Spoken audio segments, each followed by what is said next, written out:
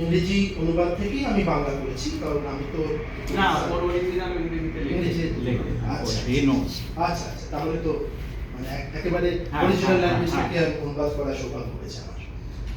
I wish when a tree saw they made flutes from reeds, it said, I wish I were a reed.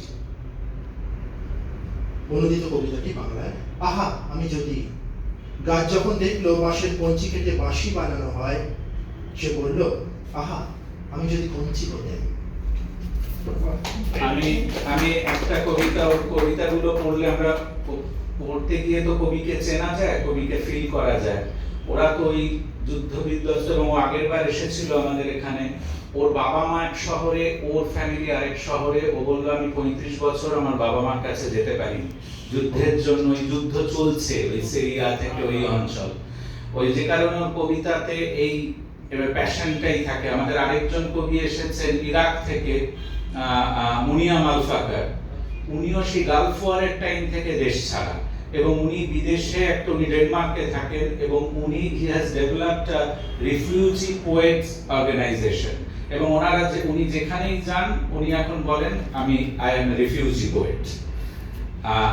এবং এর কবিতা তো বাপ্পাদিত্য যেটা পড়লাম, আমি একটা আমার হাতের কাছে পেলাম, দ্য এমব্রেস, আলিঙ্গন।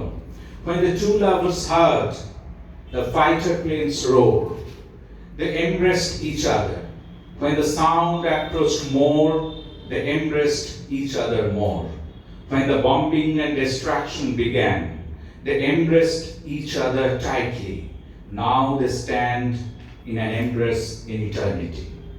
যখন দুই প্রেমিক শুনল যুদ্ধ বিমানের গর্জন, তারা জড়িয়ে ধরল একে অপরকে।